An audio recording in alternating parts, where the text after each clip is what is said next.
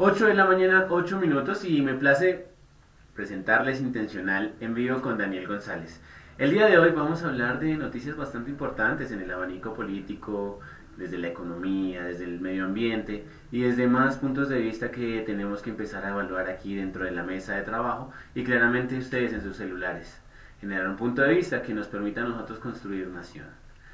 Hoy abrimos el día con una noticia bastante triste y es que el fracking parece que va a ser aprobado en el Consejo. Por otro lado tenemos más muertes de líderes sociales. Después seguiremos con un debate que se está haciendo en el Congreso por parte de los pro vida y los pro aborto. Y continuaremos con los resultados que nos dio el día sin IVA y claramente el paro nacional. Pero bueno, vamos a hacerlo todo por partes. Antes que nada quiero presentarles a mi compañero de trabajo. Él se llama Juan Quintero. Juan Quintero, ¿cómo estás? Hola Daniel, un saludo a ti, a nuestro martes y a todas las personas que se conectan a esta hora en Intencional y feliz de hacer parte de esta casa. No, yo feliz de que estés aquí conmigo trabajando y en este nuevo proceso que viene. Vamos a empezar y recordándoles a ustedes para que anoten en sus agendas que el noticiero va de 8 de la mañana a 10 de la mañana. Aquí tendremos, como se dice coloquialmente, todos los juguetes para que usted se vaya informado a su trabajo, bueno, las actividades que tenga que hacer durante el día. Si está en clase y nos está escuchando, pues también vaya enterándose de lo que está pasando en el territorio nacional. Muy bien, ¿y qué tal si empezamos con el fracking? ¿Qué pasó? ¿Qué es esto del fracking? ¿Qué están diciendo? ¿Qué están debatiendo? ¿Por qué está tan polémico ahorita? Bueno Daniel, ya desde hace varios años venimos con ese dilema en lo que sería realizar fracking en Colombia. Para las personas que aún de pronto no conocen mucho este procedimiento, es una manera de sacar hidrocarburos y digamos que en un lenguaje más coloquial petróleo desde la tierra, pero de un mecanismo que no es convencional. Entonces ya en este momento, como tú lo mencionabas, se está evaluando en el Consejo empezar a realizar pruebas piloto a cargo de empresas como el Ecopetrol y ExxonMobil, que son las personas que digamos que se han puesto digamos que en el papel de empezar a realizar estas actividades en el país.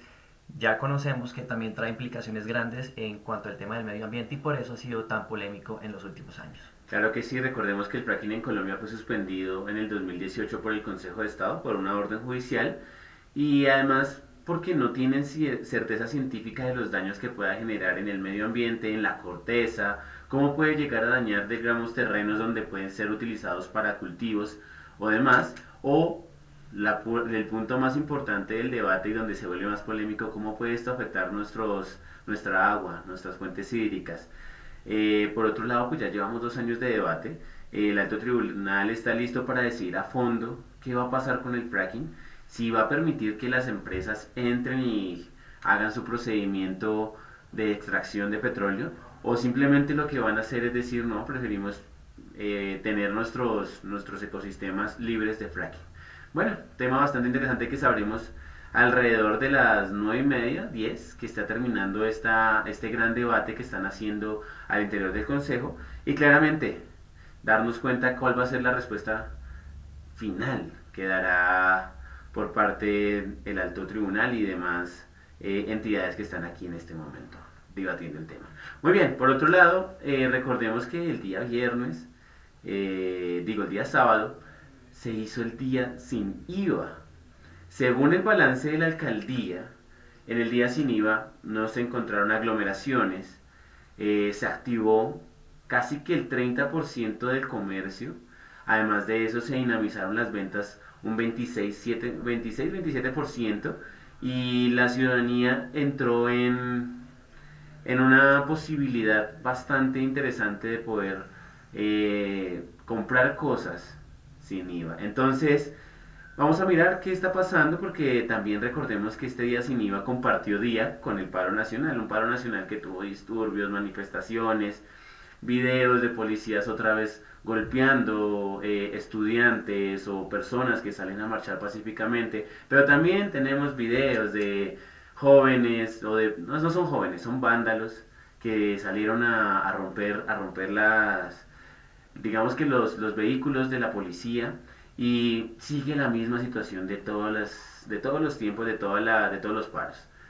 por un lado unos recibiendo golpes, por el otro lado también, bastante complicado, los políticos haciendo política sentados desde su casa diciendo que salen a marchar, pero realmente no es así. Pero bueno, cuéntame, ¿qué piensas? Ay, hoy conmemoramos un día importante y es un año de la muerte de Dylan Cruz, luego de haber sido asesinado por un oficial del SMAT. Pero bueno, cuéntame qué panorama tienes frente a este paro nacional y claramente qué puede pasar.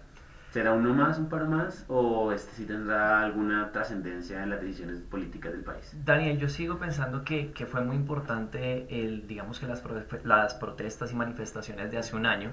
Por algo, si estábamos celebrando el 21 de noviembre, no era precisamente este, sino recordar lo que había pasado hace un año. Y también hoy, fecha muy importante, la muerte de Dylan Cruz, porque se volvió como que de alguna manera ese símbolo de esas protestas, Mm. que al final terminaron en, digamos que yo no veo como mucho los avances. Un año. Inclusive, sí, Claudia López salía a decir de que no tomáramos la muerte de Dylan Cruz como un acto para generar violencia, sino como un acto para generar reflexión.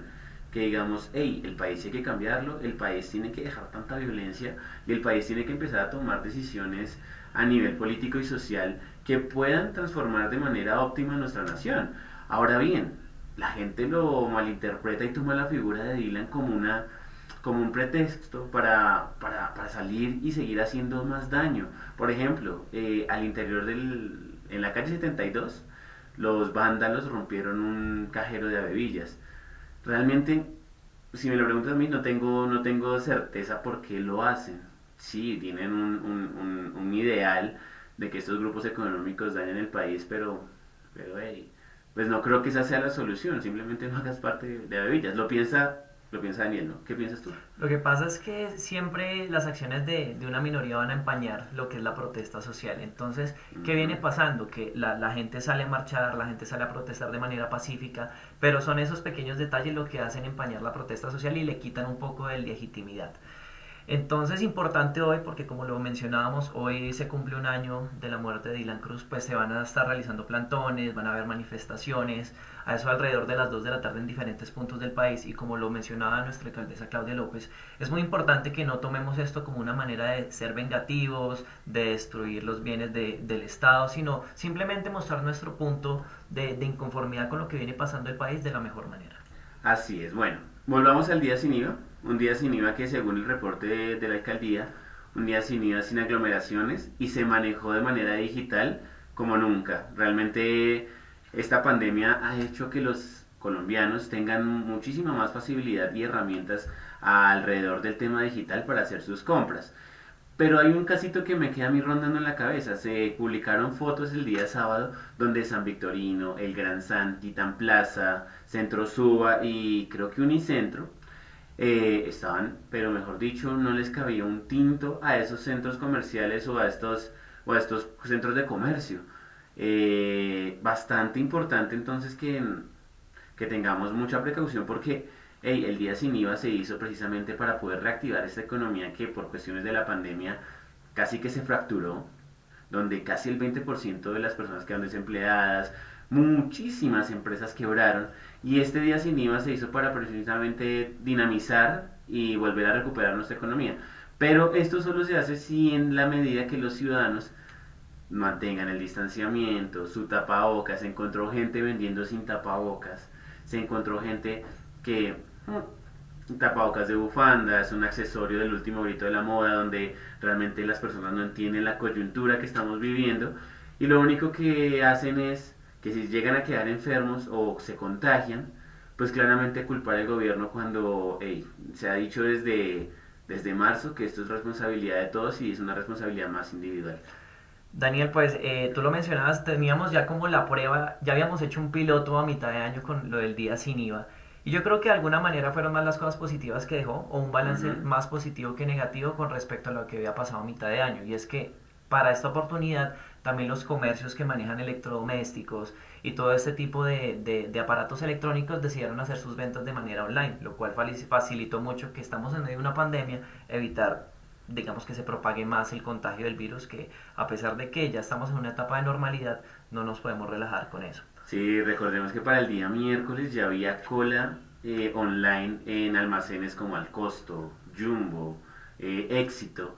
Ya estaba la cola online, ya era increíble, ni siquiera había llegado el día sin IVA y ya la gente ya tenía reservado su espacio para poder comprar sus electrodomésticos, sofás, camas, bueno, todo lo que tenía que ver dentro de las excepciones de temas sin IVA. Bueno, muy bien. Ahora, en otras noticias, tenemos que en el Ministerio de Salud se sigue teniendo en tela de juicio el tema sobre el aborto. Y es que, según el Ministerio y la Corte Constitucional, el concepto que manda el movimiento Causa Justa dice que no tiene argumentos y que no se puede legalizar el método de anticoncepción o en este caso el aborto. Situación que sigue teniendo mucha polémica porque luego de que el Ministerio de Justicia asegurara que ante la Corte Constitucional que en su criterio el Congreso debería despenalizar el aborto, como pide la demanda que cursa en el alto tribunal, el Ministerio de Salud se sumó a su posición de no apoyar esta acción judicial. Según la cartera, no hay realmente argumentos de fondo que permitan extender las tres causales en las cuales hoy se permite el aborto. Recordemos que una es por violación, la segunda es por malformación y la tercera es porque alguna de las dos vías corre a peligro.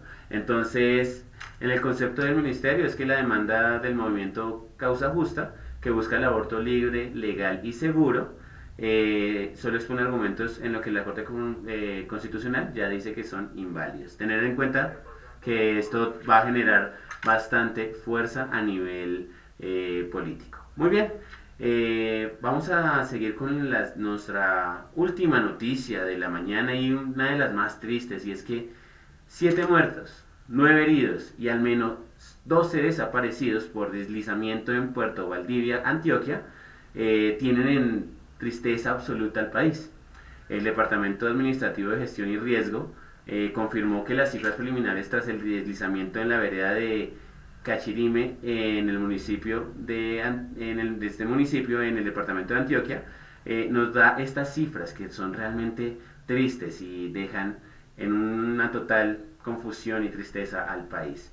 Muy bien, vamos a pasar en este momento a una de las situaciones más importantes que hacemos en Intencional, y es claramente revivir esos momentos con personas que por temas de la pandemia ya no pueden estar, o que simplemente nos tocó conectarnos con ellos digitalmente.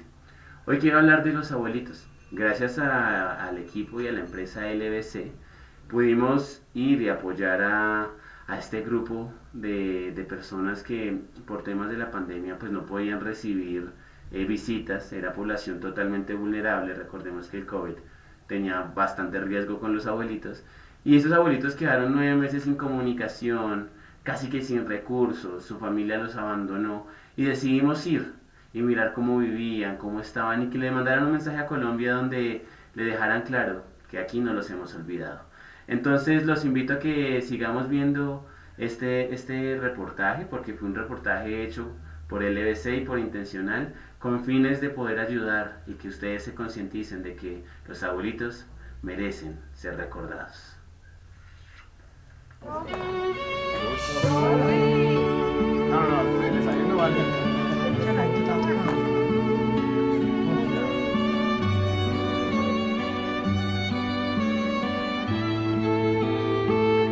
Llevo más o menos lo que es desde el semestre pasado, o sea, prácticamente 9, 8 meses. Yo soy cuidadora. Soy cuidadora de estar pendiente de ellos, de su aseo, de su baño, de su alimentación, sus medicamentos, como le acabo de decir José. Pendiente de que ellos estén saludables y recrearlos. Ponerlos a ellos a que no pierdan su noción, recordarles cuáles son los días de la semana, qué hora es, todo, su edad, su nombre. Cónchale, es una satisfacción muy grande que se siente de poder ayudar a prepararles sus alimentos, de que ellos se sientan felices. Mira que es algo muy, muy particular. ¿Por qué? Porque vas con otra mentalidad a la universidad o al lugar de estudio, totalmente diferente a lo que te encuentras, por lo menos como aquí, en el hogar. Te das cuenta de muchísimas cosas, entre ellas aprendes a ser más humano, a tener más corazón. Cuando fallece uno de ellos, Cuéntame. cuando se nos va. Había una abuelita que estaba en abandono. Ella tenía 2 hijos y la dejaron acá. No volvieron más nunca. Y entonces ella quedó aquí, como lo manifestó su hija. Háganse de cuenta que esa es su mamá, porque esa fue la última palabra que ella nos dio.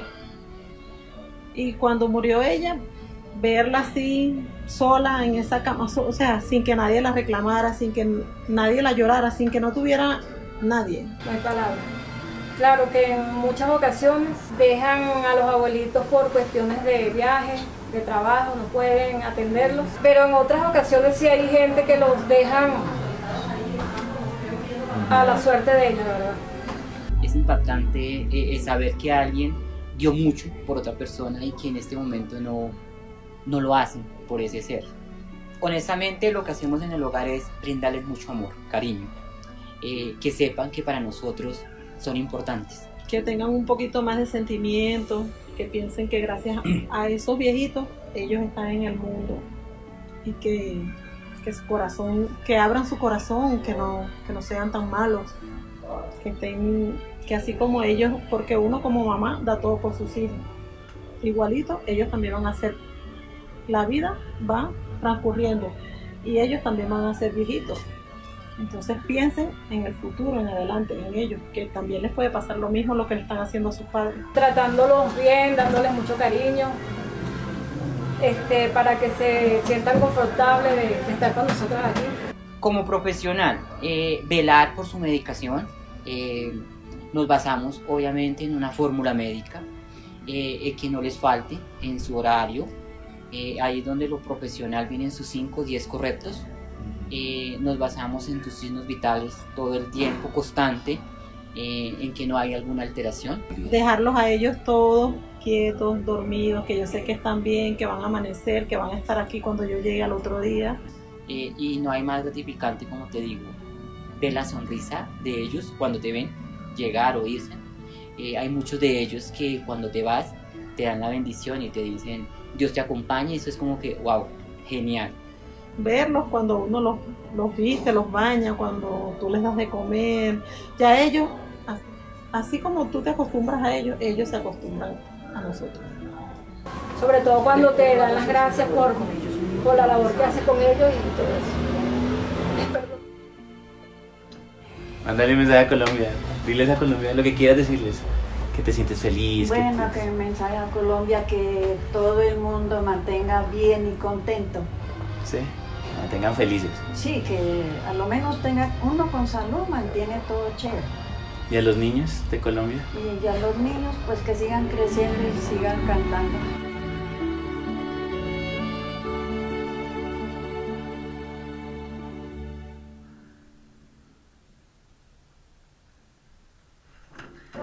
Ocho de la mañana, 26 minutos y... No, viejo, el ensayo no va a ser. Este geriátrico, esta búsqueda de ustedes les colabora, ustedes pueden darles a estos Llevo más o menos lo que es desde el semestre pasado, o sea, prácticamente 9, 8 meses. Yo soy cuidadora. De vida, en las mejores condiciones, como se los merecen. Estar pendiente de ellos, de su aseo, de su baño, de su alimentación, sus medicamentos, como le pues acabo de estuvieron decir, pendientes y claramente pendiente de que ellos estén muy bien, saludables. 8 de la mañana, 27 minutos. Y a esta hora les vamos a decir cuál es el tema. Ponerlos a ellos a hoy que en no la mesa de pierdan trabajo. su Y es noción, que se abrió el recordarles abanico cuáles son los días de la para semana, hablar qué acerca hora de un tema que a es, los políticos los todo. tiene enfurecidos, su edad, su nombre. que es Cónchale, es una satisfacción muy grande que se siente de poder ayudar Muchos dicen que la a economía simplemente prepararles sus alimentos, de que ellos se sientan felices. Mira que es algo Otros dicen que es muy, una cuestión de no muy particular, ¿Por no qué? decir soy de derecha, soy de izquierda, sino que Porque lo polarizo, vas con solo otra trabajo. mentalidad Otros dicen a la que universidad es un o partido al que lugar ni de fundamento estudio tiene porque ni totalmente se sabe para diferente dónde van, a lo que para te dónde vienen, ni encuentras, dónde se construyó. por lo menos como Mil aquí, y un en el lugar. posturas, mil y un Te das opiniones, cuenta pero pues vamos a mirar qué dice de la muchísimas opinión cosas, pública. entre ¿Usted qué ellas piensa que es este aprendes partido de a centro? ser Para más, mí, más lo que humano, es el centro a es tener más, agarrar lo bueno de más cada corazón. parte, porque Cuando como sabemos la falleció uno de izquierda es ellos. un extremo y la derecha es un Cuéntame. extremo. Cuando se Entonces el papá. centro yo digo que es la manera Había una de abuelita que buscar estaba en abandono. soluciones. Digamos que también en un mundo que ha Ella cambiado, tenía 2 izquierda hijos y derecha ya son y términos la bastante, dejaron acá. digamos que No volvieron más nunca. antiguos. Y entonces ella quedó Y hay que aquí como reinventarse. lo Yo creo manifestó que su hija. precisamente esa palabra Háganse de reinventarse, cuenta que esa es se su volvió tan de moda mamá, este porque año, la esa podemos fue aplicar en la esos última procesos. palabra que ella dijo. Exactamente, y es que sí, Y también cuando esa murió fue una de las ella, posturas de Claudia López, verla Angélica así, Lozano y el Partido sola en Verde, esa cama, y es que o sea, de sin que derecha nadie la somos reclamara, sin pero de la que izquierda nadie la también. llorara, ¿Qué tal sin que no si la tuviera seguimos y hacemos nadie. No hay palabras. una ideología Claro de que centro? en muchas Entonces, ocasiones dejan eso a los ha hecho abuelitos que por la cuestiones gente de se mueva viaje, las de polémicas, trabajo, se no mueva pueden que atenderlos, claramente pero en no otras podemos ocasiones sí hay gente y que para los eso vamos a dejan empezar a mirarnos. Y es que a la suerte de ellos, a ¿verdad? esta hora de la mañana Es impactante Daniel saber Samper, que con el alguien numeral dio El mucho Centro por otra Es, persona y que en dice, este momento el no... centro es, numeral el centro es una forma de ser liberal y de resistirse a la política caudalista en que los líderes se creen mesías y los seguidores parecen rebaños. ¿A qué quiere llegar Daniel Samper con este tweet? Y es que dice, hey, hay que dejar de creer que, y lo dicen nombres propios, Petro, Uribe, Santos y demás, que se dejan de creer que vinieron a cambiar el mundo, que son al nivel de Jesús, que ellos son los transformadores de nación, cuando realmente los transformadores de nación somos todos trabajando en equipo. Y él dice, el centro es lindo es por eso, porque es que rompe ese dogma y casi que permite que cualquiera pueda llegar y construir nación. Y asimismo dice que la izquierda y la derecha tienen algo, y es la cantidad de fanáticos que tienen. Tú te has dado cuenta en redes sociales, tú insultas a alguien por Petro y Se prendió el mechero. se prendió el mechero, o viceversa con Uribe, o viceversa con Santos, o entre otros. Son fanáticos. Realmente el criterio y el debate político se ha venido perdiendo por esto, porque es que lo único que hacen es insultarse, decir este hizo, este no hizo, este fue guerrillero, este es paraco, pero no se llega a un criterio donde estemos hablando de los temas serios del país, como la economía, la salud, qué está pasando con los líderes sociales, qué está pasando con el narcotráfico. No, simplemente es un debate donde se insultan por insultarse. El criterio se ha perdido. Muy bien, ¿qué dicen las redes sociales hasta ahora, Juan? Acá tenemos también otro tweet interesante con el numeral El Centro Es de Mabel Lara, que dice: el centro es algo prohibido, entre comillas, en un país polarizado donde los extremos de derecha e izquierda parecen no admitir que haya otra existencia ideológica o política. Por eso queremos que nos cuente para usted. Entonces, ¿a qué va enfocada este tweet de Mabel Lara? Yo creo que tú ya lo mencionabas, y es que creen que ellos son los dueños del mundo, los que controlan el país, y no nos estamos dando la oportunidad de participar en nuevas opiniones, de ver la política de otra manera, una política más participativa y salirnos un poco de esos, digamos que esas grandes maquinarias políticas que han sido siempre los partidos de derecha o izquierda. Claro, y es que ella es trascendental con lo que dice, no queremos más un país polarizado, hay más ideologías, no solo están los de derecha y los de izquierda, estamos los de centro, que lo que decíamos al comienzo, queremos coger lo bueno de cada ideología o de cada partido y decir, bueno, vamos a construir una nueva ideología. Ella precisamente dice eso, que es un movimiento, una ideología que no quiere como buscar polarizar o buscar tener un conflicto fuerte con otras cuestiones políticas.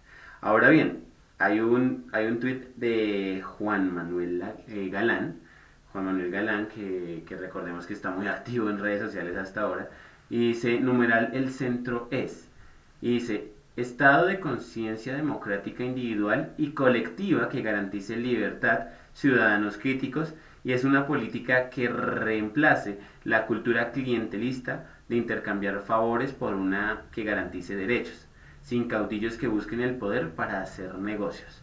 casi que la repetición de la Pero repetida. con un lenguaje muy, Muy técnico. muy técnico, ¿no? Sí, recordemos que Galán se ha caracterizado por ese lenguaje profesional, técnico, pero al fin y al cabo sigue diciendo lo mismo. Pero Dice, se entiende lo mismo. sí, claramente, dice, ¿qué pasa con la izquierda? ¿Qué pasa con la derecha? Son partidos o son ideologías que donde sus protagonistas, llamémoslos así, o sus figuras, están en búsqueda de los negocios, que pues me parece fuerte que lo plantea así, porque pues igual no todos están en esa misma sintonía. Ahora bien, dice que es un estado de conciencia democrática, individual y colectiva que garantiza la libertad. En pocas palabras dice que el centro permite que la gente pueda decidir a criterio. Entonces, pues bueno, hay que plantearlo, es interesante el punto, pero recordemos que Colombia siempre ha sido democrática, que la política ha formado seguidores o fanáticos, es distinto, pero me parece que Colombia siempre ha sido bastante democrática. Ahora bien, lo que él dice del intercambio de favores, sí, eso es verdad. A ese punto quería llegar, Daniel. Yo creo que lo más importante de ese tweet es la palabra clientelismo y es saber que la izquierda o la derecha siempre se ha caracterizado por estar, digamos que, haciendo Claro. favores o arreglando cosas. Entonces yo creo que el centro es como esa alternativa para las personas que están cansadas de ese clientelismo. No nos vayamos tan lejos, miremos el tema de Daniel Quintero, el actual alcalde de Medellín, que parece que tiene toda su familia trabajando con él y ha sido por una cuestión de favores. Claramente mi tío me ayuda acá, mi primo me ayuda acá, tun, tun, tun. Al final, si yo llego a ganar las elecciones, pues a cada uno le tengo garantizado un puesto. Solicitación. Sí, y no es el único, no es el único, no es que quiera darle solo palo a Daniel Quintero, pero hay muchísimos más. En el llano se ha visto, en Cartagena, por Dios, casi que tienen 1000 presidentes, 1000 alcaldes. No pegan un alcalde. No pegan un alcalde, tienen como 1000 alcaldes por día. Entonces es una cuestión que también hay que evaluar a nivel político en el país. Muy bien, y vamos con el último tuit, y es de Vanessa de la Torre, quien también estuvo muy activa desde las 6:30 tuiteando y hablando sobre el tema, y dijo, el centro es tan obvio que debería existir para que no se polarice. Entonces, lo mismo de siempre, consideran equilibrio. que, sí, consideran que el centro es ese equilibrio entre la derecha, la izquierda, y que eso puede llevarnos a una mejor nación, que casi que a veces se entiende como si fuera un susto por cambiar trascendentalmente las cosas. Colombia siempre ha sido gobernado por partidos de derecha y el susto de esto es que pase un partido de izquierda y cambie casi que un 300% el movimiento político del país. Lo que busca el centro es cambiar un 20, 30, 40%, me arriesgo a decirlo. Yo digo, Daniel, que vivimos en una época en donde precisamente las redes sociales o digamos que la nueva manera de comunicarnos ha llevado a que existan muchas mentiras y de pronto yo creo que, ¿qué es lo que le pasa al centro? Yo creo que hay mucha gente que piensa que es camuflar a la izquierda bajo ese nombre, ¿no? Entonces yo creo que ese es el mayor debate que existe y por eso hay como tanto quisquilleo o digamos que tanto miedo a la hora de hablar del centro, porque la gente piensa que esto es una izquierda disfrazada. Sí, ahora bien, recordemos y algo que me parece importante que dejemos en la mesa es que la campaña política empezó muy temprano. Casi que la campaña política siempre empezaba un año antes de que llegara pues el año electoral. Aquí empezó casi que desde el primer día en que Duque se posesionó como presidente de la nación y de la república. Ahora bien, se ha visto cambios. Benedetti fue uno de los primeros cambios y el más polémico porque el senador pasó al partido de la Colombia Humana, donde pues claramente el líder es Gustavo Petro, y era una persona que venía casi que del partido de la U, de ese partido donde estuvo Uribe, donde estuvo Santos, donde pues estuvieron varios políticos de la derecha reconocida aquí en el país, y ahora él pasa a decir que él es petrista y que decidió pasarse al lado de Gustavo Petro. El argumento que da es que salió expulsado por el partido de la U, donde además presentó él su carta de renuncia, y fue donde empezó a decir que el partido de la U no quería tener en sus filas un pensador como él de centro izquierda. Polémico. Es muy polémico porque Benedetti siempre ha mantenido una postura de ser de derecha. Hoy se hace llamar de centro izquierda. ¿Qué piensa Juan? Yo digo que en este tema se empiezan a jugar muchos intereses, Daniel. Como tú lo mencionabas, no podemos descartar la idea de que pronto vamos a tener unas presidenciales.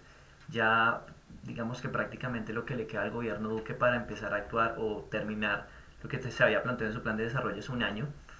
Entonces ya ahorita se empiezan a jugar muchos intereses y yo creo que es totalmente una movida política la que está haciendo en este momento el ex senador Benedetti, porque esa es la otra, no se sabe con claridad qué vaya a pasar jurídicamente con esos curules que ocupaba no solamente él, sino Roy Barreras, porque aquí son dos los protagonistas. Y que Roy Barreras está con su numeral revocatoria y quiere sacar a Duque del poder, está cansadísimo del poder, está diciendo, bueno, Duque no está respetando el proceso de paz, quiere derogar la JEP, además muertes de líderes sociales por todos lados, no está apoyando a los grupos indígenas, que eso ya es otro caso que toca revisar con lupa, pero sí, precisamente son muchos temas y el inconformismo con el gobierno actual que hace que esta gente empiece a ladearse hacia el lado de Gustavo Petro para las elecciones de 2022. Ahora bien, montemos un panorama utópico y casi que imaginando y suponiendo. Veo dos claros. Veo a Gustavo Petro y veo a Sergio Fajardo. ¿Usted quién más ve claro? Yo creo que no hay duda en que ellos dos van. Ya Sí. la pregunta va a ser cuál va a ser el candidato de la derecha. Sí. Y hay varias personas que digamos Paloma que... dijo que quería mandarse.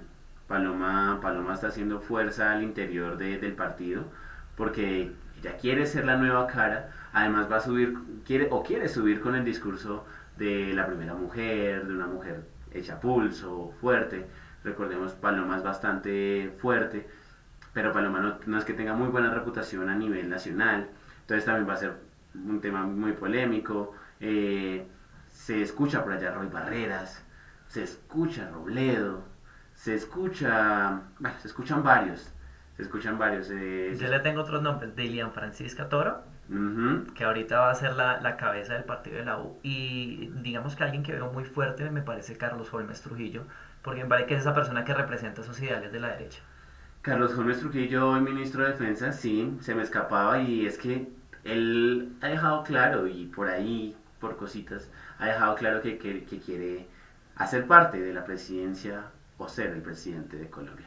Muy bien, se mueve el abanico, quién sabe qué va a pasar, se mueve muy temprano y me parece supremamente interesante cómo va a desarrollarse esto en estos 2 años, cómo van a ser los debates, qué va a ser Fajardo, qué va a ser Robledo, qué va a ser Petro, qué va a ser el mismo Uribe, que luego de salir de todas sus cuestiones judiciales por la manipulación de testigos, también va a moverse políticamente, no él, pero sí va a mover sus fichas como bien lo sabe hacer, como movió la ficha de Iván Duque, como movió el gabinete, y así mismo va a concretar a ver qué puede pasar a nivel político y a nivel presidencial. Bueno, muy bien, 8 de la mañana 41 minutos, y a esta hora es importante hablar de un tema, ya saliéndonos de un poquito del tema político, hablar de un tema de que fue historia, en la historia, permítanme la redundancia oyentes, y es que Freddie Mercury era, ¿cómo decirlo? Como fue presentado a la prensa como una de las primeras personas portadoras de VIH. Eso fue para 1991, contando así a vuelo de pájaro casi 29 años. Esto porque es polémico y porque hoy lo quiero resaltar, porque esta voz casi que transformó la música, es una de las voces más importantes a nivel del rock, y además de eso trajo consigo un cambio cultural bastante grande. Recordemos que era abiertamente homosexual, le decía a la gente, hey, no hay problema que lo seas. Comentó su tema del VIH y dijo, se puede salir de esto no quiere decir que tu vida haya acabado, esto quiere decir que puede continuar. Además de eso, continuó con su carrera, una carrera profesional que creo que todo el mundo lo conoce desde la banda Queen, que logró resaltarse a nivel internacional y asimismo traer bastantes logros y casi que quedarse inmortalizado en la mente de muchos fanáticos. ¿Qué piensa Juan? Freddie es un gigante de la música. Yo creo que vale mucho la pena a las personas que aún no han tenido la oportunidad de escuchar a Queen que le den una mirada a lo que es Bohemian Rhapsody, que yo creo que es una de las obras maestras de la música. Entonces yo creo que es una fecha muy importante siempre recordar la vida y obra de Freddie Mercury, quien, como tú lo mencionabas, además de ser un gran artista, también fue una persona que fue promotora de derechos humanos. Ahorita cuando a mí me hablan de Freddie Mercury, lo primero que se me viene a la mente fue ese gran concierto Live Aid que se hizo Ujú. precisamente para ayudar a las personas que sufrían de hambruna en el África y que aún sigue siendo objeto digamos que de reconocimientos y de no solamente la parte musical, sino también de la gran obra humanitaria. Digamos que acá, hace no muy poco, en la frontera con Venezuela, se trató de hacer algo similar. Lo que pasa es que no dio los mismos frutos. Pero digamos que de ese Life Aid vienen cosas muy importantes, Daniel. Entonces la vida de Freddie Mercury siempre va a ser un motivo de celebrar. Y nada. Sí, importante. Yo sí quería traerlo a colación y resaltar eso. Muy bien, voy a abrir los micrófonos para que nuestros oyentes a esta hora de la mañana nos cuenten qué es esto de ser de centro. Porque, pues como aquí lo debatíamos en la mesa, ser de centro trae muchas posturas, de aquí de la derecha, de la izquierda, donde digo a nivel social quiero la equidad, quiero la igualdad, pero a nivel político, a nivel económico quiero que esto sea capitalista, quiero que sea un sistema de libre inversión, quiero que sea un sistema donde la competencia esté, los monopolios se rompan. Entonces, casi que se puede decir que el centro, y me voy a atrever aquí a comprometerme, se puede llamar como la ideología liberal que tenía Horacio Serpa, o la ideología liberal de Samper. Recordemos que ellos subieron a las presidencias, a sus presidencias respectivas. Bueno, Horacio Serpa no, pero subieron a sus presidencias con ese argumento, Claro. con esa línea. Lo que pasa, Daniel, yo creo que yo siempre voy a pensar que va a ser anticipado decir cuál es la postura de un político sin antes haber sido, digamos que, un jefe de Estado, ¿no? Porque conocimos que Horacio Serpa hizo parte de una constituyente, también hizo parte del Senado, pero yo digo que todos los políticos son populistas. Claramente. Antes de montarse a un cargo político, todos hacen populismo y en el populismo se esconden muchas mentiras. Claramente ellos vienen de esa reforma del 91 con César Gaviria, la séptima papeleta, universitarios y todo el tema. Bueno, muy bien.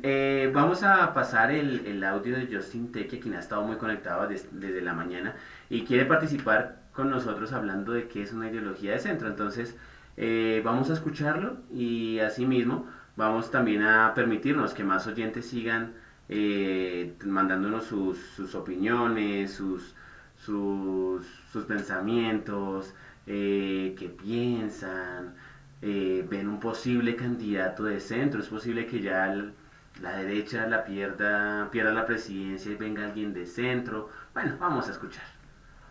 La ideología de centro en Colombia es una mentira, es un sector de la política que pretende acomodarse a lo Bueno, que muy más le bien. convenga, sin Tenemos tener un que errorcito estar técnico, en pero ninguno de ya lo los dos estamos extremos. solucionando en breve. Pero elegir Recordemos que no es su una primera posición transmisión central, y claramente estamos muy nerviosos todos. No se la nota porque ideología de somos centro actores en increíbles. Colombia es una mentira, es un sector de la pero, política que pero pretende podemos acomodar. ir mejorando cada día con sus comentarios. Muy bien, vamos a traer ahora sí a Justin Teque que nos cuenta acerca de este tema del día. La ideología de centro en Colombia es una mentira, es un sector de la política que pretende acomodarse a lo que más le convenga, sin tener que estar en ninguno de los dos extremos. Pero elegir una posición central en momentos de coyuntura donde hay que tomar decisiones es algo muchas veces deshonesto.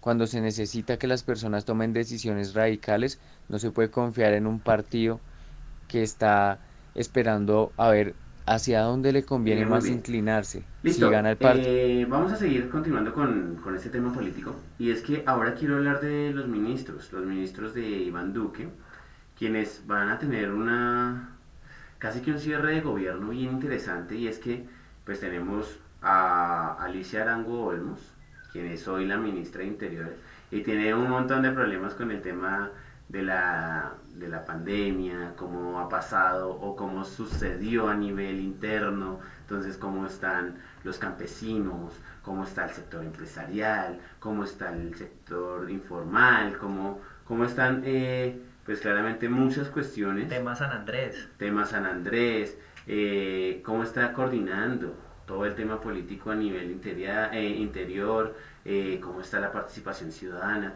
Recordemos que en San Andrés está solicitando muchísimo que la gente pueda apoyar y pueda estar frente a frente con San Andrés dándole donaciones, mandando un auxilio, porque es que se vieron en las imágenes que lanzaron por todos los medios de comunicación, casi que muchos desastres, mucha gente lo perdió todo, sus comercios, sus casas, sus colegios, toda su infraestructura que los hacía uno de los sectores turísticos más atractivos para todos los turistas. Recordemos también que por cuestiones de no haber puesto en prevención este tema, muchos turistas quedaron atrapados, casi 1000 según las cifras que nos arrojan. Y es que eso también es otro tema bastante interesante que toca revisar con lupa, porque ¿quién permitió que esta gente se pudiera ir a viajar hacia y no cuidarla? Porque realmente no es ni siquiera decirles no vayan, es protegerlas, decirles, hey, hay un huracán y este huracán está arrasando literal con todo y eso puede ser muy peligroso para usted, y más si usted va en familia, más si usted va en plan luna de miel, puede pasar una luna de miel muy amarga. ¿Qué piensa de esto, Juan? Yo creo que sin duda alguna los temas de los desastres naturales a veces son complicados de manejar. Si nos dimos cuenta con la pandemia que si bien no es un desastre natural, fue algo que nadie esperaba. Yo creo que también había muchas personas que iban con esa ilusión de ir, darse unas buenas vacaciones, veníamos de una pandemia. Y la verdad es que la gente venía muy cansada, Daniel, digamos que todo lo que había sido este año. Y dígame, para rematar, un coletazo de un huracán como lo fue ETA. Entonces, la verdad, digamos que muy pendientes de todas las personas que están en este momento viviendo esa situación. Personalmente, que tengo amigos en San Andrés, pues mis mejores deseos en esta etapa tan complicada que se les viene, porque si bien la isla quedó bastante golpeada, hablando de San Andrés, Providencia sí que prácticamente quedó un 90% destruida. Entonces es importante visibilizar estas cosas para que las personas empiecen a solidarizarse con lo que está pasando ahorita en el archipiélago, Daniel. Y de esa manera empezar a nosotros a ayudar desde las ciudades de Bogotá, desde Cali, desde Barranquilla, empezar a buscar la manera para dar un auxilio a todas las personas que ahorita la están pasando bastante mal, en plena pandemia, en pleno post-huracán. Entonces me parece importante resaltar eso, Daniel. Sí, exactamente. Ahora, por otro lado tenemos a la ministra de Relaciones Exteriores, Claudia Blum. Recordemos que, bueno, este año se termina con gobierno Trump, pero el otro año viene de Biden. Entonces, este hombre va a transformar todo.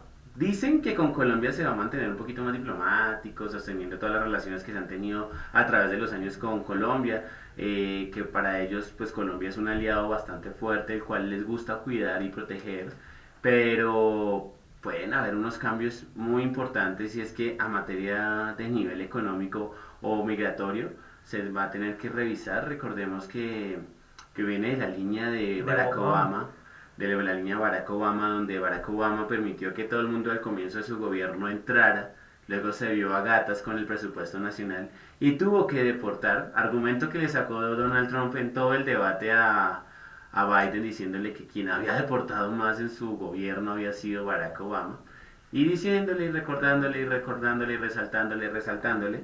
Entonces eso empezó a generar muchísimos más problemas al interior.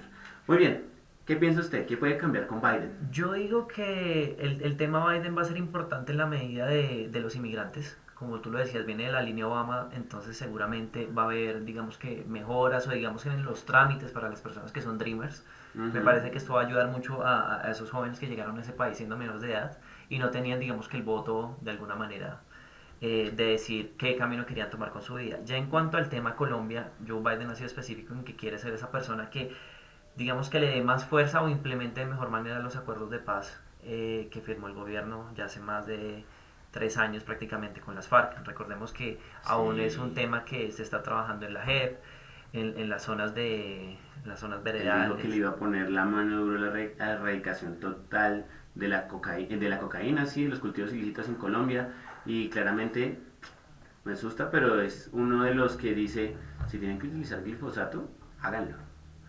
Que también es un tema bien polémico para muchos, porque por la forma en que la van a a desarrollar. Muy bien, sí, con Biden vienen cambios bien interesantes. Ahora miremos Chile, que busca una nueva constituyente, que miremos qué ha pasado con Argentina, Argentina que viene un cambio de gobierno, que también económicamente necesita ayuda de Colombia, miremos Brasil con Donald Trump, con Jair Bolsonaro, vean, los igualitos ambos, pero con Jair Bolsonaro.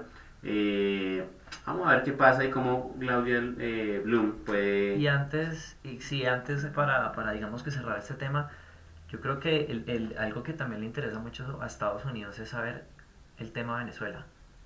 Exactamente. El tema Venezuela yo creo que es crucial en el tema de las relaciones internacionales con Colombia.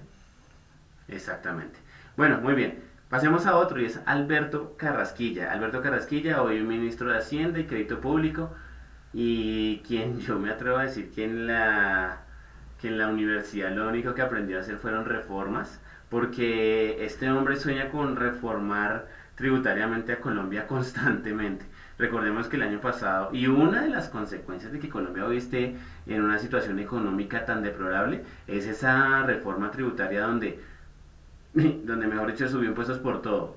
Entonces, claramente eso hace que la gente hoy le tenga un poquito de miedo, no, mucho miedo, a Carrasquilla y su otra reforma.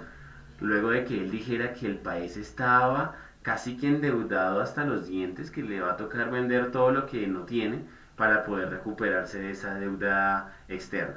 Ahora bien, Carrasquilla plantea algo, y es que la única forma en que nosotros podamos pagar esa deuda es subiendo impuestos. Pero el cuestionamiento es interesante. Si el 20% del empleo formal quedó desempleado, y además de eso, un montón de empresas, usted lo vio Juan, un montón de empresas quebraron, tuvieron que liquidar, entre ellas muchas conocidas como Rausch, Andrés de Sea, Andrés Carne de Res, tuvieron que cambiar de nombre cuando se reactivaron. ¿Usted ve la posibilidad de que Colombia aguante una reforma tributaria de pronto, y lo digo a especulación, suba el IVA, suba la renta, suba ICA o estos temas?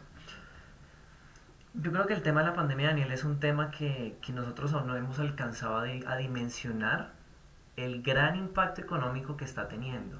Esto es una situación que tal vez en cierta medida se le salió de control al gobierno nacional al encerrarnos tanto tiempo, porque nos dimos cuenta que era una vacuna que iba a demorar, que era una vacuna que no iba a estar en cuestión de 3 o 6 meses, ni siquiera los países del primer mundo tienen acceso. Entonces aquí el tema era que había dos, o digamos que hablar de micrófonos, o la gente se moría por la pandemia, pero ahorita en este momento el debate pues se mueren de hambre porque no hay dinero. Entonces apostarle a una reforma tributaria es digamos que algo de alguna manera absurdo, porque si bien lo decías, las empresas grandes en este país quebraron, también se le dio digamos que un gran auxilio económico a empresas como Avianca. Ahora también pretenden de que los colombianos, que digamos que muchos han tenido problemas de desempleo, o la gran mayoría que trabaja en la informalidad, tengan que pagar ahora impuestos más grandes el próximo año. Me parece que es una medida bastante preocupante para todos los colombianos, ya que no se sabe qué pueda pasar con este tema de la pandemia. Exactamente. Además que hay un tema importante, y es que el gobierno ofreció ayudas, pero no las tuvo en cuenta desde su administración, y se encontraron cosas como en los recibos del agua, recibos del gas o servicios públicos, sobrefacturación, que te llegaba más caro. Tú decías, listo, sí, estoy en mi casa gastando, pero es que no es para que se suba al 120%, como pasó en algunos estratos. Ahora bien, si tomamos en cuenta que hay muchas cuestiones también con el tema de que hay productos que se inflaron, el IPC, que recordemos que es el indicador del producto consumidor, se elevó. Entonces estas cuestiones también preocupan mucho a la gente, porque le dice, oiga, ¿cómo vamos a trabajar? Menos plata y todo más caro, bastante complicado. Pero bueno, eso ya lo miraremos. Por otro lado está el ministro de Defensa, que es Carlos Holmes Trujillo, quien lo nombrábamos anteriormente como uno de los posibles candidatos a presidencia. Y es que Holmes Trujillo ha tenido una labor bastante fuerte como ministro de Defensa, luego de que Botero saliera del cargo por 1001 cuestiones. Recordemos lo de los asesinatos de los niños en campo militar, bueno, muchas cuestiones. Además de que pues era una persona que personalmente bastante difícil de tratar, difícil de poder entrevistar, no porque no diera el número, sino porque realmente sus respuestas no eran tan acertadas. Ahora bien, Carlos Gómez Trujillo estuvo, creo que ayer, eh, frente a la masacre que pasó en Antioquia. O sea, tenemos que tener en cuenta que en esa masacre murieron muchas personas, y dicen que uno de los grandes sospechosos de esta masacre es el Clan del Golfo. Entonces, claramente Jorge Luis Trujillo tiene una cuestión muy importante que revisar, porque esta masacre dio como resultado 8 muertos. Bueno, eran 7 en comienzo, uno no alcanzó a llegar al hospital, murió, quedaron 8 en Betania, Antioquia.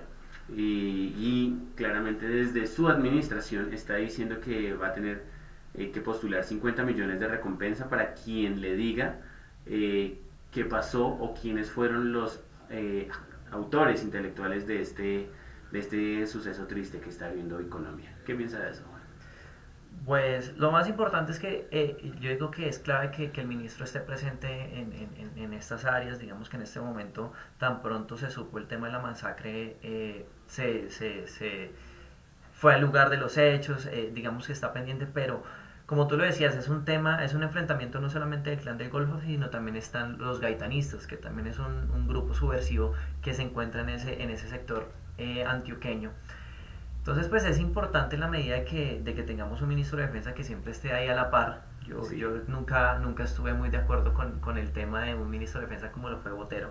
No, y era muy complicado. Era un ministro que pues como tenía una vida personal que no debería estar marcado en su carrera profesional, pero tenía una vida personal bastante complicada, y además de eso pues era casi que su mano derecha, su esposa, era quien tomaba las decisiones. Muy bien, seguimos con uno de los que me parece que ha tomado uno de los riesgos y responsabilidades más importantes a nivel Colombia, y ha sido el tema de la pandemia. En el tema de la pandemia, recordemos que Fernando Ruiz, luego de la renuncia de Uribe, el ministro en su momento, dijo: yo me hago cargo de la pandemia y me hago cargo de proteger a Colombia. Para mí ha sido, creo que el ministro que más ha trabajado y el ministro que más ha cumplido. Fernando Ruiz casi que trabaja 24/7 desde la pandemia. Además de eso, ha sido una persona que ha estado en constante comunicación con la comunidad, desde el programa de las 6 de la tarde que hace Iván Duque, que casi que parece un reality show. Pero a través de esto, él ha podido dejarle claro a Colombia cómo están ciertos departamentos, qué acciones se tomaron frente a Antioquia, frente a más cuestiones. Ahora bien, tenemos que dejar claro que Fernando entra en un momento donde Colombia quedó en desespero, Colombia quedó muy asustada, y él fue quien dijo: hay que mandar a cuarentena, hay que salvar y proteger a nuestra población, y además de eso trabajar fuertemente por nuestro sistema de salud. ¿Qué piensa de esto, Juan? Yo creo que la gestión que se manejó al principio con la pandemia fue buena, Daniel. De pronto tenemos el tema del impacto económico, que sí es muy fuerte. Lo que le digo, el próximo año 2021 nos vamos a dar cuenta a gran magnitud de lo que fue la pandemia para nosotros, pero yo creo que tanto gobierno nacional como la cartera de salud están trabajando muy fuerte por el tema de la vacuna, que es, yo creo que, lo más importante.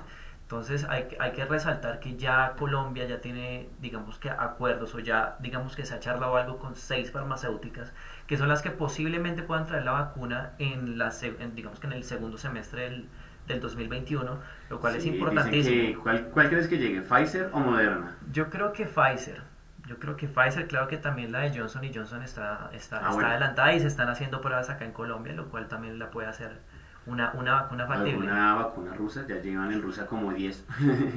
Sí, bueno, lo de la vacuna rusa, yo digo que hay mucha teoría, mucha conspiración con el tema, pero yo creo que no. Yo creo que la vacuna rusa también ha mostrado, digamos, que avances importantes. De hecho, la OMS dijo que al principio no le tenían un poco de Fue desconfianza, más pero como una propaganda política, ¿no? pero claro que ya se le está dando como mayor aceptación. Entonces yo creo que lo importante acá sea la vacuna, sea la empresa que sea, lo importante es que tengamos una vacuna rápido para volver a esa normalidad que todos queremos, Daniel.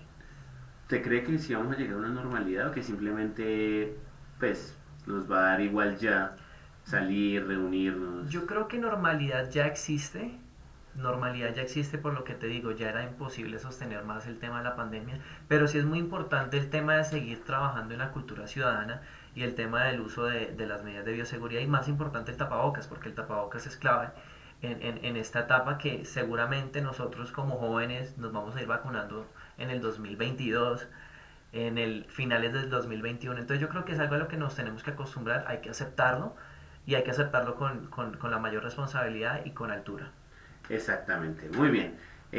Listo, continuemos ahora con uno de los que me parece que también va a tener una responsabilidad bastante importante y es José Manuel Restrepo. Recordemos que él fue rector de la Universidad del Rosario y asimismo ha tenido responsabilidades como el ministerio que tiene, que es Turismo, Industria y Comercio. Comercio, Industria y Turismo. A ver, reactivación económica fundamental por todos los lados. Por otro lado, San Andrés, quien quedó fracturado después de tantas cuestiones. Y asimismo, ¿cómo vamos a salvar esos mini comercios, el desempleo?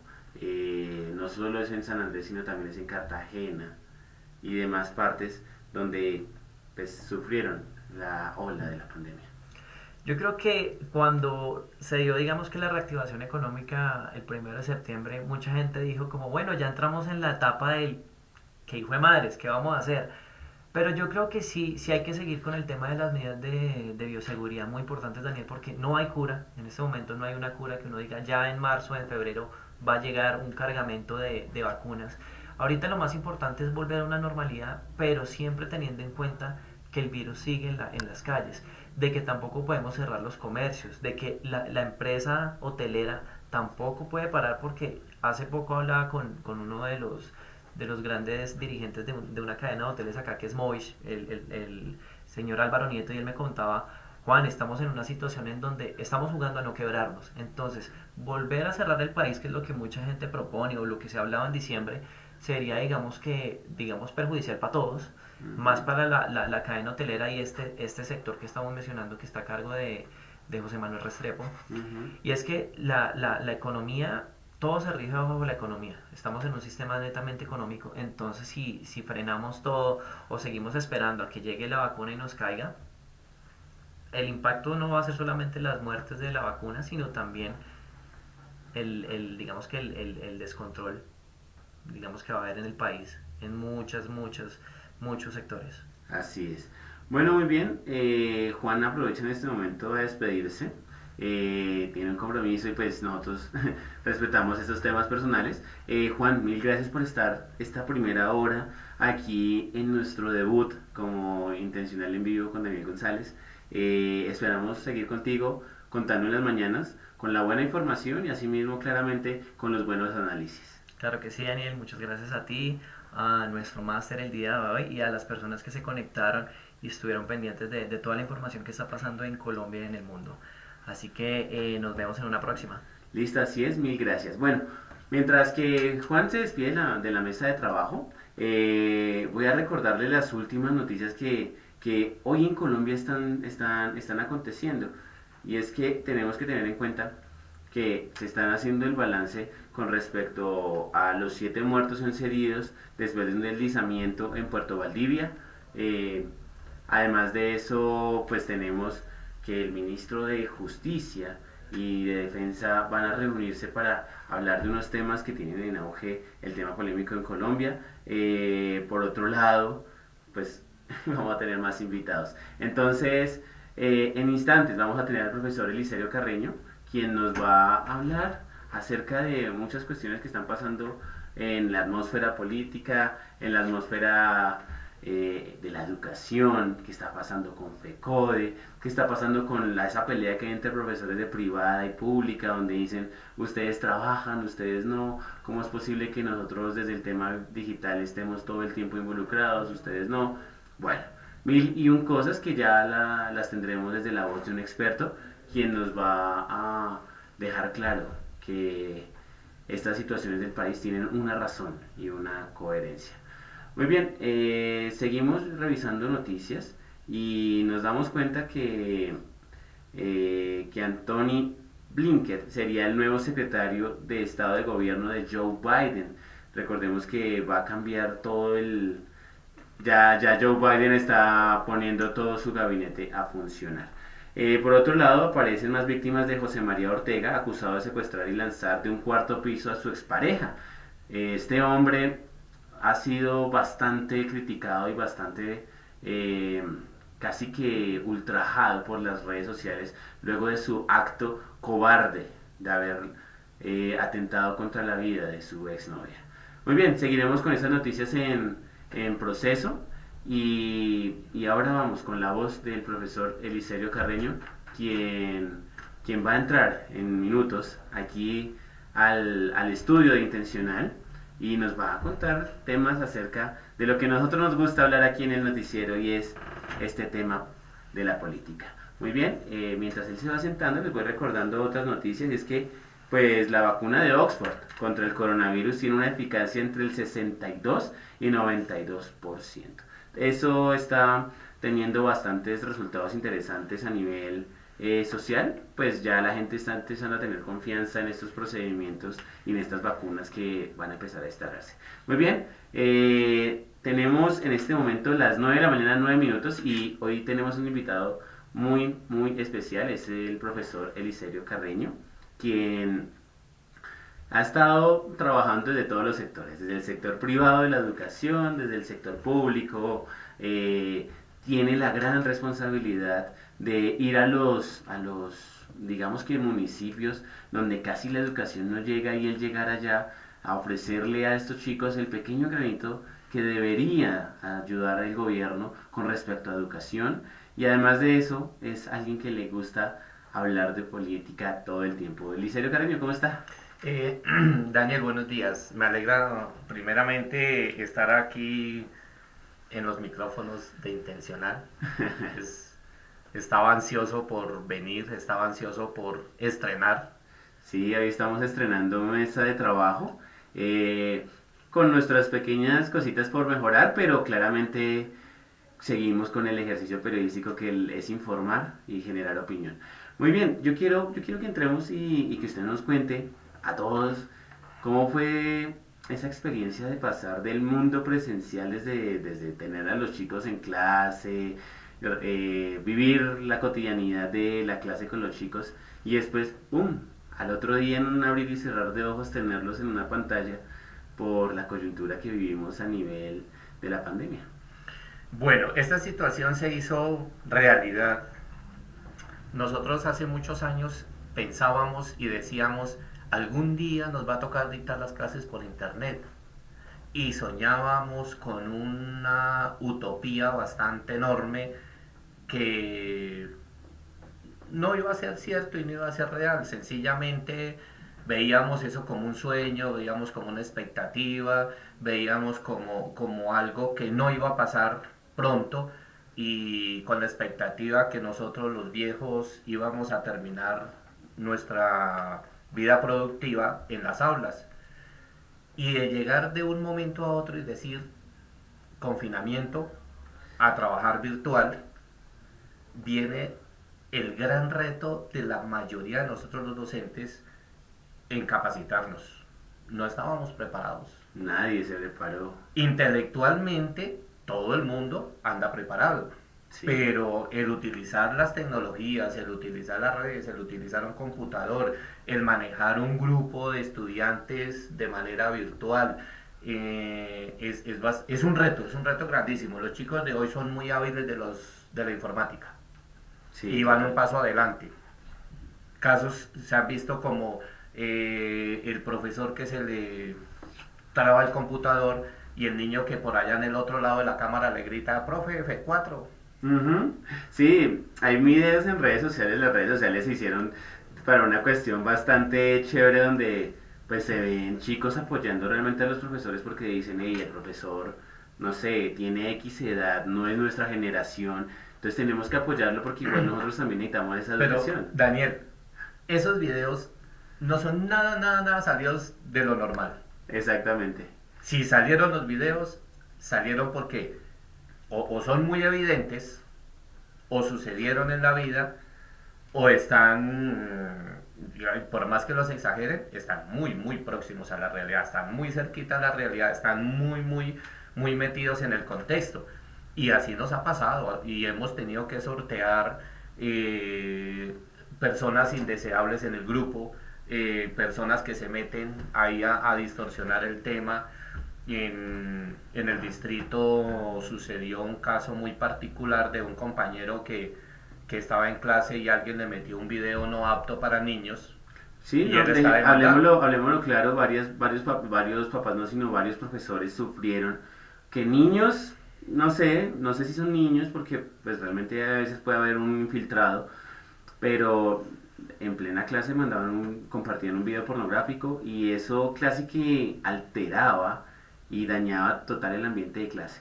Ahora bien, tenemos que hablar de esos chicos que no se conectan. No sé qué hace con un chico que no se conecta, que no participa, que además de eso está en grado 11 a presentar su prueba de estado y parece que no le genera como algún tipo de interés.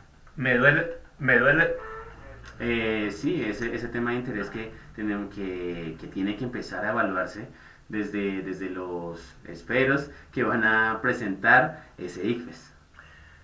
A mí me duele decirlo y espero que mis palabras no vayan a ofender a ningún oyente, pero en Colombia nosotros estamos acostumbrados que nos regalen y que nos den las cosas. Exactamente. Entonces, ¿qué sucede? Los papás que somos conscientes que nuestros hijos tienen que prepararse, invertimos en un plan de internet, invertimos en un computador, los ponemos a trabajar y les hacemos todo el acompañamiento posible.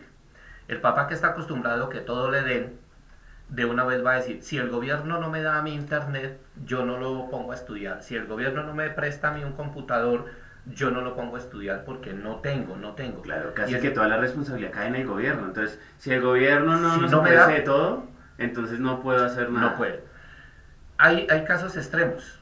Hay casos extremos que el gobierno entra a ayudarles y a colaborarles, pero entonces hay papás que sin el ánimo de ofender a ninguno, y he visto casos que dicen, a mí deme la plata. Sí. No me dé internet, no me dé el computador, a mí deme la plata porque yo con eso le compro el computador a mi hijo. Los dineros salen del gobierno, llegan a las casas, pero los computadores no se ven. Y eso es un gran problema que tenemos nosotros los colombianos. Felicito de manera, mejor dicho, fuerte a los papás que han sido comprometidos, que han estado invirtiendo dinero, que han estado pendientes de sus hijos, que el internet, que el computador. Esto ya, la pandemia nos hizo trabajar este año así, pero creería yo que es el primer paso para el cambio de educación al futuro. Así es, sí señor. Y es que claramente es importante que nosotros hablemos de estos chicos que también tomaron la pandemia como una cuestión de no estudio. También hay otros que mejor dicho le metieron durísimo y estudiaron total y estuvieron muy juiciosos, pero hoy hablemos de lo bueno, hablemos de esos estudiantes que a usted lo sorprenden porque son muy buenos a pesar de la pandemia. Hay que felicitarlos y hay que motivarlos porque el problema se va a ver el próximo año en las universidades. Exactamente. Mis compañeros docentes universitarios van a sufrir el primero y el segundo semestre de toda la juventud que van a recibir, porque se perdió, en este lapso de tiempo o en este año, se perdió gran parte de la preparación porque no estábamos preparados para enfrentar la virtualidad. Los chicos que se prepararon y que estudiaron es el estudiante que tiene el hábito de la lectura, que tiene el hábito de estudio y que no le importa que sea virtual, que sea a distancia, él siempre se va a preparar y siempre va a sacar adelante su estudio. El que no tiene hábito de estudio y no tiene conciencia de progreso va a buscar un pretexto y una excusa para decir, es que no pude, es que no tuve y es que no fui capaz de prepararme. Ahora yo quiero hacer una pregunta picante. Listo, el estudiante tiene mucha responsabilidad porque yo considero que la educación debe ser autónoma. Pero con los chicos de colegio no se puede tomar ese argumento, pues porque están en proceso de formación y demás. ¿Qué responsabilidad tiene FECODE que estuvo un año en paro? A ver, es que este es un tema ya bastante álgido y bastante fuerte para tocar. Hay cosas que el Estado debe darle a los estudiantes, debe promover en los estudiantes, y no se deben morir las buenas costumbres ni las buenas políticas de acompañamiento al estudiante. ¿Qué está sucediendo? Lo voy a decir Los micrófonos aquí son abiertos. con micrófono abierto y esto, pero la educación en Colombia se nos volvió un negocio.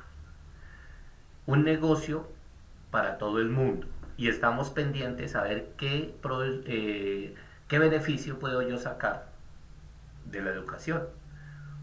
Hay malos contratos en los comedores, hay malos contratos en la contratación de maestros, hay malos contratos en las nuevas leyes que nos están sacando, están cada día más menosprecian al docente. Cada día que pasa, el docente pierde garantías. Y no peleamos, o FECODE no pelea solo por el sueldo de los maestros. FECODE está peleando por los beneficios de los estudiantes, los comedores, los restaurantes, los refrigerios. Estamos con el proceso de evaluación. Ahora nos quieren quitar la evaluación cuantitativa para dejar solo la cualitativa. La evaluación cualitativa es excelente siempre y cuando Colombia sea un país culto, de responsabilidad, donde tanto padres de familia como estudiantes seamos conscientes que tenemos que estudiar. Ok, entonces, ¿qué responsabilidad debería tomar FECODE ahorita? Ya presentaron prueba ICFES. Ya se presentó prueba de ICFES. ¿Sabe por qué le hago esta pregunta? Y qué pena que lo interrumpa cuando ya me va a contestar. Lo que pasa es que el año pasado, si no estoy mal, las pruebas PISA nos fue horrible.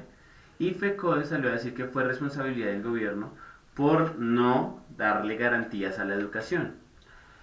Este año llegó la pandemia y ellos entraron en paro, demás, y la pelea fue ya con los de privado, porque los de privado sí desde 6 de la mañana a 2 de la tarde estaban frente a sus computadores dándole clases a los muchachos. Los públicos en cambio no, hicieron un plan de tareas donde mandaban las tareas por correo y pues muy esporádicamente, casi que una vez por semana daban clase. ¿Qué piensa usted de este Sí, tema? aquí nos pasó como a veces suele suceder en el fútbol. Sí. Sí, usted que es buen deportista. Nos cambian las reglas del juego. Nos cambian las reglas del juego. Nos cambian las normas, nos cambian las reglas de juego, pero no nos dan unas nuevas. Listo, muy bien. Bueno, ¿qué le parece si vamos a tener aquí a Navarro Wolf en este momento en la entrevista con nosotros? Doctor Navarro Wolf, muy buenos días. ¿Se encuentra con nosotros?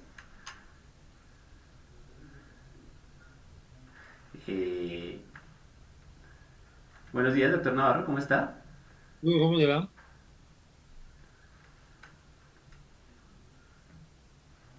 ¿Me escucha?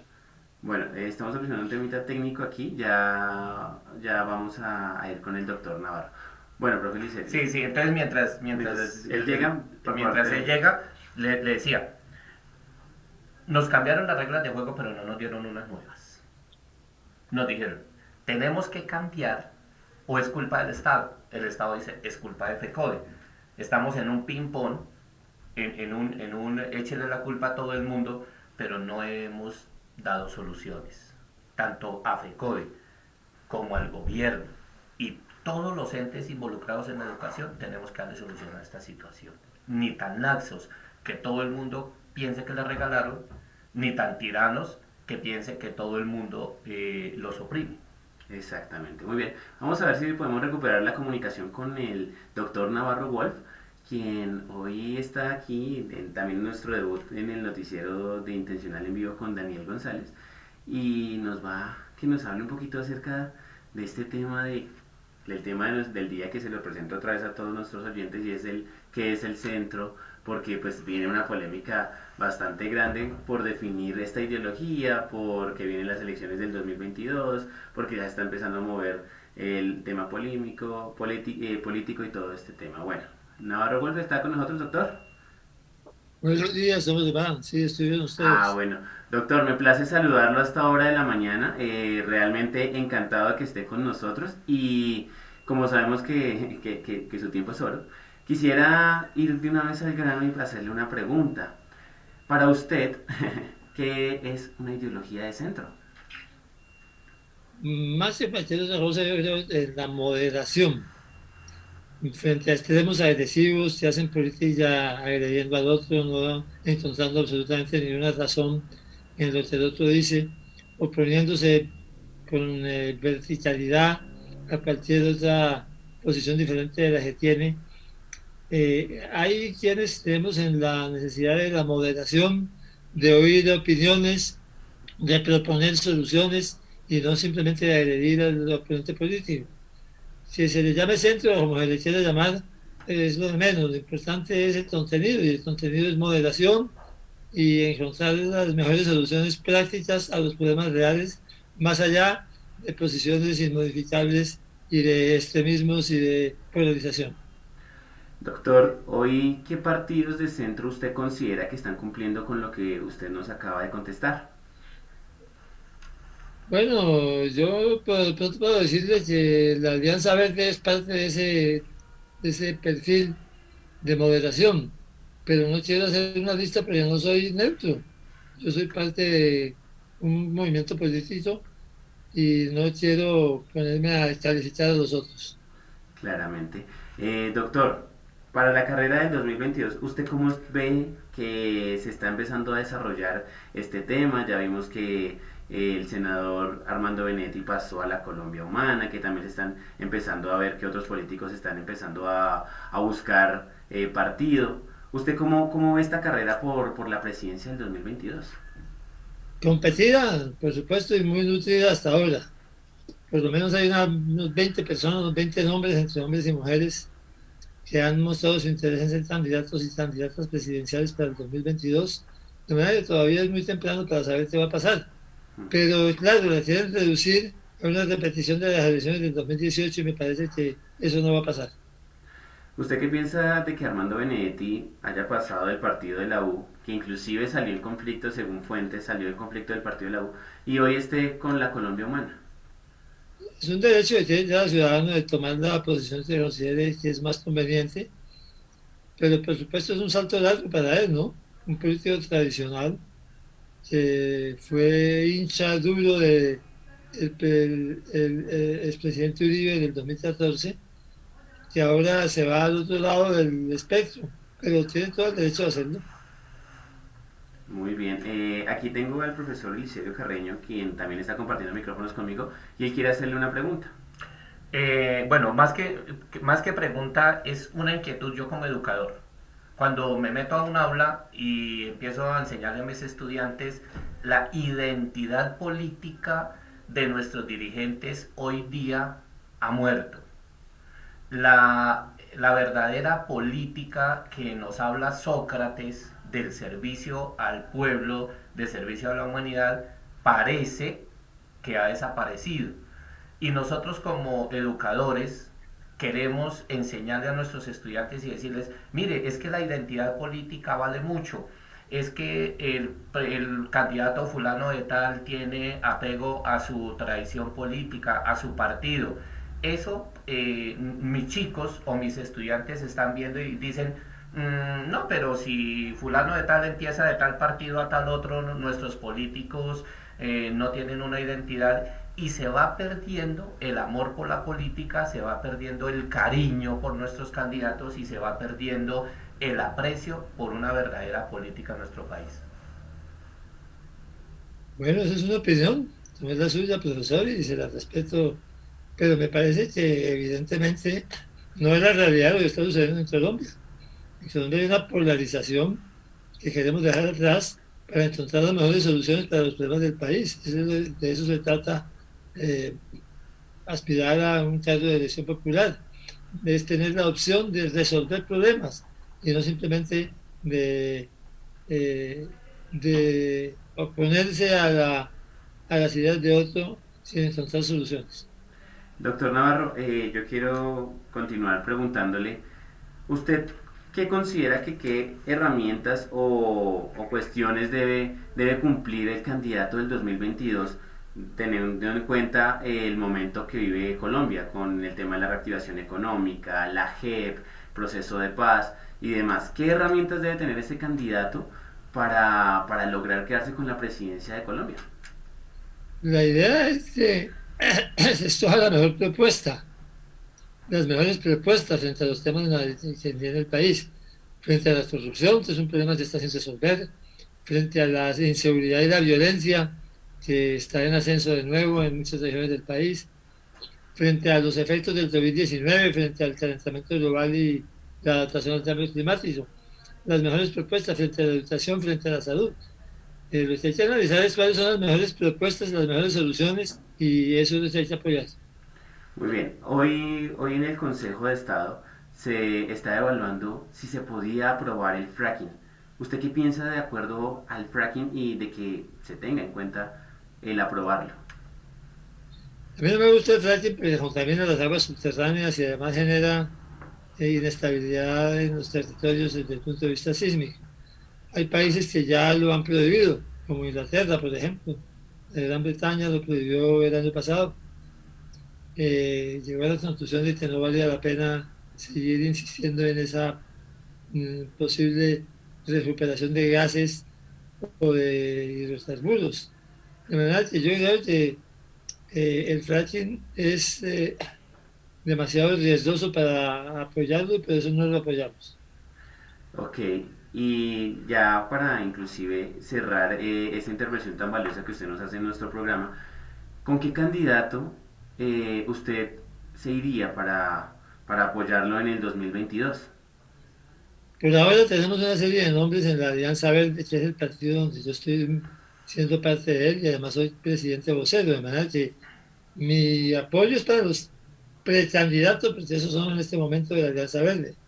¿Nos Esos puede de pronto contar quiénes son son? Jorge Londoño, Ok. Antonio Sangino, Iván Marulanda, Sandra Ortiz y probablemente Ramiro Romero y Carlos Amaya, que todavía no han tomado la decisión. Pero esos son los nombres que nosotros estamos apoyando desde la Alianza Verde. ¿Cuál es el candidato de los que usted acaba de mencionar que ve más fuerte, que puede llegar a realmente ser representado por la Alianza Verde?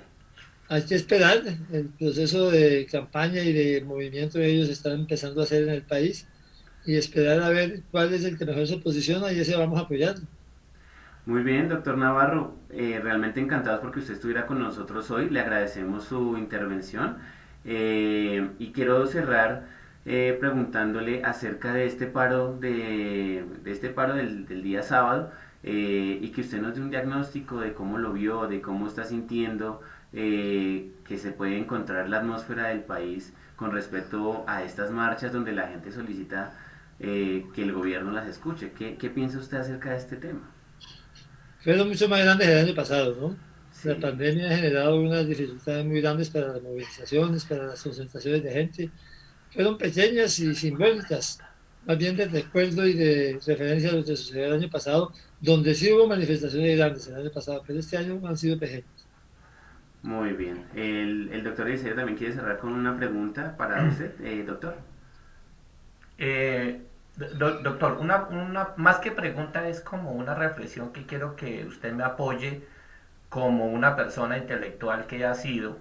Quiero decirle, no porque esté aquí, que ha sido de mis prioridades políticas, también muy seguidor del doctor Amaya. Yo estoy muy preocupado porque al interior de las aulas ha llegado el rumor que nosotros los maestros nos van a censurar la cátedra de opinión y nos van a censurar comprensión, de lectura crítica a unos niveles que no hablemos mal del Estado o que no hablemos mal de lo que está sucediendo o que le ocultemos a nuestros chicos muchas realidades. Eh, lo digo como a manera de reflexión para que usted me apoye ahí. ¿Qué opina su merced? Sí, no, estoy totalmente de acuerdo con que no puede suceder lo que usted está planteando que puede suceder. Efectivamente, hay quienes están diciendo que FECRODE y que los maestros están incidiendo en la formación de los muchachos de manera irregular, negativa. Pues se le están dando esa información y la realidad es que de la gente formada en las escuelas y colegios públicos del país salen miembros de todos los partidos políticos, pero darles información sobre la realidad del país es necesario y nosotros apoyamos que lo sigan haciendo. Gracias. Ok, entonces para cerrar, ¿cuál es la posición que usted tiene hoy respecto al paro de docentes con FECODE y que estos pues estén con la metodología que tuvieron durante la pandemia con respecto a las clases? Ahí hay una discusión, obviamente tener muchos jóvenes que no tienen conectividad por fuera de las posibilidades de educación es un problema, pero al mismo tiempo con los niveles de contagio que todavía hay sin la vacuna, es un riesgo ponerse a hacer de sesiones presenciales o semipresenciales que terminan siendo presenciales. Esperamos que las noticias sobre vacuna, que son alentadoras en este final de año, nos permitan tener a la gente vacunada, a las personas vacunadas en el primer trimestre del año entrante y se resuelva esta discusión con los maestros y su presencialidad en la educación de los jóvenes. Muy bien, doctor Navarro, mil gracias. Qué pena ser tan reiterativo con que ya voy a cerrar, pero sí, que usted me dé su opinión acerca de Iván Duque, el presidente. ¿Qué opinión tiene acerca de él? Ha sido un gobierno que si no es por la pandemia se le dio una razón de ser, no tenía sentido, no tenía punto de llegada. Un gobierno mediocre, pero hay que decir que la pandemia le ayudó y no lo ha hecho tan mal en el tema de la pandemia, y sin embargo no ha sido capaz de inyectar a la economía el dinero suficiente para reactivarla como tiene que ser, como lo inventó Keynes hace ya casi un siglo. De modo pues que, digamos que ni tan, ni muy, ni tan. Más bien una postura neutra con el gobierno nacional. No, neutra no. Eso, me parece que no lo ha hecho bien, pero digo que el tema de la pandemia, aunque no lo ha hecho como podría haberlo hecho inyectando dinero, tampoco ha sido tan malo. Muy bien, doctor. Mil gracias por haber estado hoy con nosotros y esperamos tenerlo en próximas ocasiones. Mil gracias. Hasta luego, esté muy bien. Muy bien, siguiendo aquí nosotros con el debate que veníamos evaluando, profe Eliserio, yo quisiera volverle a plantear una pregunta que le planteé al doctor Navarro Wolf y es con respecto a Armando Benedetti. ¿Usted qué piensa de que Armando Benedetti, como lo teníamos claro, en 2014 era del partido de la U de Uribe, estuvo en el partido de la U que fue de Santos, bueno, cuando llegaron a la presidencia, y hoy da un giro total, casi que de 300 grados, a irse hacia Petro, hacia la Colombia humana, hacia la izquierda, casi que hacia el otro equipo? Hay dos respuestas. Una muy personal, y es que me parece inaudito que nos muestren a nosotros, los del pueblo, una inestabilidad política y un vaivén que a mi parecer refleja que estoy buscando beneficio propio, que estoy buscando un ascenso propio, sin importarme el pueblo, sin importarme lo que piensen los demás, sino sencillamente estoy buscando mis beneficios particulares. En cuanto a nivel educativo, es mucho más inaudito porque esa identidad que yo hablaba hace un momento, Sí. la identidad a mi partido, se pierde. Si no hay ese sentido de pertenencia hacia mi partido, hacia mis ideas, entonces yo me convierto sencillamente en un líder que me voy al partido, que me lance o que me suba a la curul. Y estando en la curul, yo saco mis beneficios, ayudo a quien puedo ayudar y ya. Por eso es que el pueblo por eso es que los estudiantes y por eso es que los jóvenes están reacios a la política. Sí, precisamente una de las reflexiones que daban todos los políticos es que los jóvenes ya no quieren hablar más de política porque Claro. no es que no la entiendan, porque desde la teoría todo es hermoso, todo tiene pétalos y rosas, pero desde el ejecutar de nuestros senadores, congresistas, inclusive los de la JAL, no se ve una postura política clara, no se ve una ideología clara. Puedes hoy ser del Centro Democrático, mañana pasar la Colombia Humana, después ser Alianza Verde. Realmente no hay un respeto por esa línea, de esa línea ideológica con la que pues claramente la gente te subió y te votó en las urnas. Fíjese, Daniel, que, y espero que alguno de mis compañeros docentes me esté escuchando o escuche, si yo en una clase de ciencias políticas enseño la identidad y el sentido de pertenencia hacia un partido político visto desde Sócrates, que es el papá de la ética, y planteamos la política es el arte de gobernar, y si es el arte, es valiosísima, es importantísima. Nuestros pueblos no se mueven si no hay líderes, nuestros pueblos no se mueven si no hay un político, un gobernante, un administrativo, un legislador, un judicial.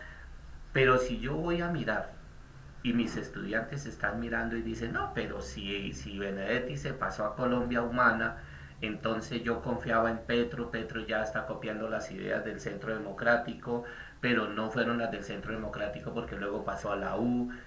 Tenemos el caso de Roy Barreras, que ya ha militado por 3, 4 partidos políticos. Tenemos otros casos particulares y obviamente los jóvenes están en contra de todo eso y están en contra de... Si la juventud no le gusta la política, ¿por qué los jóvenes están lanzándose a políticos y por qué están votando? Los cambios, hoy día los grandes cambios los han generado las juventudes. Bucaramanga puso un concejal muy joven que hizo política hablando con los jóvenes por la calle. Casi que como lo hacía Sócrates. Casi que como lo hacía Sócrates, que él iba por la calle hablando con la gente, instruyéndolos, y su testimonio y su ejemplo de vida marcaba, tan así que dice, yo me voy con él, yo lo sigo, porque me ha demostrado. Pero si a nosotros no nos demuestran el verdadero sentido de la política, si a nosotros no nos demuestran ese amor, esa pasión, ese arte que es la política, hombre, lo que van a hacer es a crear jóvenes revolucionarios, jóvenes que critican mucho, jóvenes que quieren un cambio y que piden un cambio a gritos. Ovejas es un municipio que puso un alcalde de 18 años. Mire usted. ¿Ve? Y es un estudiante de Derecho, dijo, bueno, vamos a apuntarle a la política. O sea que sí hay muchos jóvenes que les gusta la política. Bueno, entonces voy a la siguiente pregunta. ¿Usted qué piensa del gobierno de Iván Duque? Recordemos que él subió con ese argumento de que él era la juventud, que él la iba a escuchar, que él iba a trabajar fuertemente porque estos sectores se tuvieran una voz y él literal ponerles el micrófono para que ellos pudieran hablar y comunicar sus ideales. Yo digo lo que acabo de decir el doctor Navarro. Es muy difícil decir que el gobierno ha sido malo, pero también es difícil decir que ha sido bueno. La verdad, a los jóvenes sí se les tienen relegados. No hay expectativas a futuro, no hay un plan de gobierno donde los jóvenes digan, yo voy a estudiar porque voy a tener trabajo, yo voy a sacar una profesión porque le voy a servir a mi país, sino por el contrario, están diciendo, no, pero si el gobierno no nos da garantías, si el gobierno no nos da la posibilidad de trabajar, si el gobierno no nos da la posibilidad de surgir, hombre, yo voy a estudiar universidad y me voy de Colombia.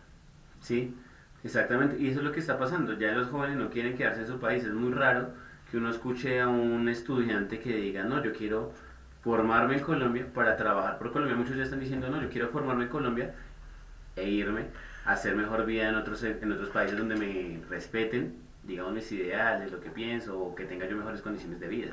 Exactamente. Voy a hablar de algo en concreto. que yo he visto y que por experiencia propia me ha sucedido. Mi pueblo, San Mateo, Boyacá. Hablemos del Cauca, hablemos del Valle del Patía, hablemos de San Pablo Bolívar, de Simití, hablemos de los Llanos Orientales, donde llega uno a un colegio de bachillerato y los estudiantes están estudiando porque ellos van a venir a las ciudades a ser profesionales para luego venir a la capital o para irse de Colombia a hacer su vida, a hacer su plata, su profesión, su proyecto de vida. Pero muy pocos son los que se devuelven a servirle al pueblo. Yo le decía en una ocasión le decía a los chicos de 11, hombre, qué rico que usted se quede en el pueblo, invierta en el pueblo, pero no como el simple señor fulano de tal, sino como el ingeniero. El ingeniero agrónomo que es de aquí y le puso tecnología al campo. El zootecnista que vino aquí a su pueblo a servirle y entonces propuso que el cultivo de una planta nueva, que la cría de una raza nueva, en fin, no hay ese movimiento, no hay esa inyección, no hay esa inversión. Yo pienso que el gobierno está corto en las inversiones al campesino. Pues nomás tomemos como referencia la Papatón, que fue precisamente que los campesinos tuvieran que salir a los peajes y decirle a la gente, hey, por favor cómprennos porque el gobierno no nos ha querido apoyar, nuestros cultivos se están perdiendo, estamos perdiendo plata. Inclusive un campesino decía en una entrevista y con dolor en el alma lo manifestaba, que lo que él había trabajado en 9 años lo perdió en 9 meses. Entonces es como mostrarle al gobierno que realmente hay una preocupación, que sí llegó la pandemia, pero la pandemia no puede opacar los otros temas. No puede que el campo, que siempre ha sido bastante vulnerable, siga o se vuelva más vulnerable. Eso... Yo quisiera saber, algún día lo sabremos, ¿quién se está beneficiando con los tratados de libre comercio? Es otra cosa, tenemos por ejemplo, y no solamente desde la comida, miremos desde el movimiento textil o desde la industria textil. Un pantalón colombiano usted lo compra en 60.000, colombiano, pero si usted va y compra en estas empresas que vienen con tratado de libre comercio, usted los consigue en 30. Entonces eso también está haciendo que el comercio colombiano pierda mucha fuerza, que no tenga con quién competir, o sea, no tenga realmente como esa libertad de competitividad, porque... Sí, tenemos que ser mesurados y replantear los tratados de libre comercio y los monopolios comerciales. Si en alguna vez la alcaldesa Claudia López dijo que iba a proponer los mercados campesinos, que los campesinos llegaran directamente con su carro y se ubicaran en tal parte y vendieran a bajo precio, y los gerentes de Corabasto le pusieron el grito en el cielo, le impidieron, le cerraron, que porque se salía del mercado ya establecido ¿por quién? ¿O establecido para qué? ¿O establecido con qué beneficios? Están llegando papas de Países Bajos a un precio sumamente bajo y nos los están vendiendo ya precocidas. Y entonces, ¿dónde está el producto de nosotros? Están trayendo el maíz, como dice mi mamá, el maíz de gallinas, lo están trayendo de África, y en Colombia los cultivadores se quedaron cortos, nos traen arroz de Ecuador, y así, donde en Colombia las tierras son tan fértiles que uno se come una fruta, bota la semilla y germina la planta, y no lo estamos aprovechando. Entonces yo sí pienso eso, independientemente de lo que sea, el gobierno no ha inyectado para el campo lo que debiera inyectar, ni mucho menos para los campesinos. Y nuestros estudiantes en el aula están viendo eso. Eso es lo que los estamos educando y eso es lo que les vamos a enseñar. ¿Dónde están las políticas de cambio? Entonces, cuando uno enseña las políticas de cambio, es perseguido porque piensa diferente a lo que el Estado nos está imponiendo en este momento. Exactamente. Bueno, le hago una pregunta. ¿Usted qué piensa de este paro nacional? Como se lo preguntaba al doctor Navarro Wolf, ¿usted qué piensa de este paro nacional? ¿Seguirá siendo como los que ya han pasado, que pues realmente al final no tienen fuerza? ¿O este sí puede llegar a tener esa fuerza de cambio que necesita Colombia? Mm, a mí se me hace que este paro, como todos los anteriores, no va a fructificar y no va a llegar a buen término porque no hay líderes, porque no hay personas responsables que verdaderamente se metan a la parte legislativa o estén donde deban estar para generar esos cambios. El pueblo protesta, el pueblo pide, el pueblo reclama, pero ¿quién hace la recopilación de esas ideas y quién genera el cambio? No los hay. Y si llegasen a aparecer, entonces o los amenazan o los callan o puntos suspensivos. Exactamente. Ese es como el cansancio que el pueblo tiene ya de los paros. Y nos decimos, ¿para qué salimos a protestar? ¿Para qué salimos a hacer un paro si no generó ningún cambio? Y además lo que generó fue destrucción o quizá en el peor de los Total. casos muertes. Total. Recordemos Entonces, que hoy estamos teniendo el homenaje de la muerte de Ilan Cruz, quien fue asesinado brutalmente, porque es que esto no es otra cuestión, esto fue asesinado brutalmente por un policía del SMAT, un agente del SMAT, quien en un acto, no sé si fue de soberbia o de grandeza, no sé qué quiso hacer, la verdad, asesina a este chico, un chico que le apagó la vida y que quizá, pues se puede decir, murió peleando por sus derechos. pero ahí está lo que yo digo. ¿Sí? Claramente vemos que los paros están generando es malestar. Los paros están generando, digamos, inestabilidad de conciencia en el pueblo. Pero si verdaderamente hubieran líderes, surgieran líderes que sepan llevar, que sepan dirigir estos paros, que pidan, que reclamen, que generen un cambio, créame que los paros tendrían gran éxito y serían estupendos. Nuestra constitución política lo dice en su artículo 3, si mal no estoy, que el poder político emana del pueblo. Y el pueblo tiene el poder y el pueblo es el que manda en Colombia. Dice, el poder público lo ejerce el pueblo directamente o por medio de sus representantes que elige. Exactamente. ¿Sí? Si aparecen buenos líderes en los paros, si aparece gente que canalice las ideas y el sentir del pueblo, los paros son un éxito. De lo contrario, solamente va a quedar como un desorden social, como alguien que salió a caminar, como nostalgia. Salí, caminé, pero no pasó nada. Exacto. Y yo quiero ir a la última pregunta ya teniendo en cuenta sus reflexiones y es, entonces, ¿por qué Perú puede destituir cualquier presidente saliendo a marchar? ¿O por qué Chile, hoy después de una cantidad de protestas, va a hacer un cambio a su constitución? Porque en estos países que hacen parte de la línea de Latinoamérica, ellos sí pueden hacer respetar sus derechos y en Colombia no. ¿Qué le falta a Colombia o al colombiano o al pueblo para hacerse sentir en una protesta, en una marcha? Ahí me parece a mí que hace falta, a ver cómo lo dijera, conciencia de responsabilidad ciudadana de nuestros dirigentes. Hombre, el presidente de Perú acepta y dice si hay inconformismo, si hay causa de hecho para que yo salgo. Y al salir, pues obviamente apacigua el pueblo. Pero a nosotros en Colombia nos falta esa conciencia del deber ser. Así tenga el error, así sepa que yo estoy fallando, no me voy, y no me voy, punto. Y pueden pelear todo lo que sea, pueden pelear todo lo que quieran, no me voy.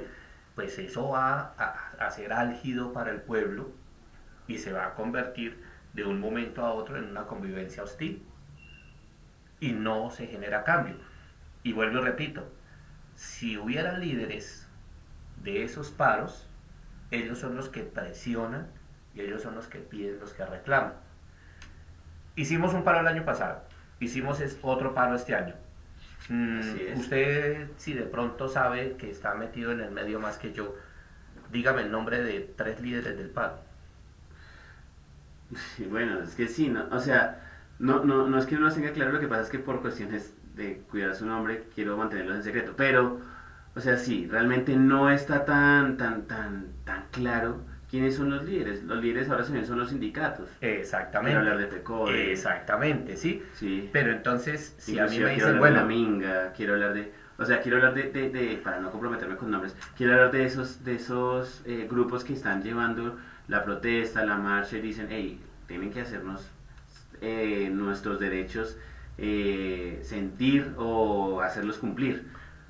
exactamente, yo quisiera tener la libertad y tener la dicha de algún día decir, mire, los líderes del paro son fulano, fulano, fulano y fulano de tal, a ellos los vamos a seguir, a ellos los vamos a apoyar, a ellos los vamos a, a estar con ellos, yo estoy con ellos, yo los apoyo, yo los sigo, porque es que ellos son los que generan el cambio, recogen las ideas de nosotros. Pero no los hay por un temor de un caudillismo implantado en Colombia que todavía se ve y que todavía sigue. Usted tiene toda la razón. Entonces esa es la razón. ¿Qué nos hace falta para que estos paros fructifiquen? Hombre, que los líderes canalicen las ideas del pueblo, el sentir de nosotros y que generemos un verdadero cambio. Pienso yo. Sí, y inclusive ese es el debate que hacen a nivel político y a nivel de la opinión pública, que ahora se maneja en las redes sociales, y es que claramente es la falta de consistencia, de perseverancia, de que luchan 2 semanas, que fue lo máximo que lucharon el año pasado, después del 21N, y no, se pierde la fuerza, llega Navidad, todos a viajar y se olvidaron del paro. Entonces, es eso, quizá por eso es que los políticos prefieren hacer como esperar a que se le pase la piedra al pueblo y ya, ellos seguir haciendo cosas, mientras tanto por debajo de cuerda. Listo, quiero cerrar con últimas preguntas. Para usted, ¿quién debe ser el candidato del 2022? Pues si a mí me preguntan, está difícil y lo que decía el doctor Navarro, muy prematuro para decir quién. Sí. Me gustaría muchísimo Carlos Amaya, pero Carlos Amaya es una persona joven que incluso viajó al extranjero ahorita a prepararse, se fue de Colombia a hacer una especialización en administración pública y él dice que quiere venir con todas las ganas. Entonces, con todas las ganas de ser candidato. Yo, por mí, quisiera que él fuera nuestro candidato. Listo, muy bien. Voy a hacer un espacio aquí intencional que me gusta mucho y se lo agradezco al doctor Gemar Vargas Lleras porque él fue quien me dio esta idea desde hace como 4 años. Entonces vamos a ese espacio.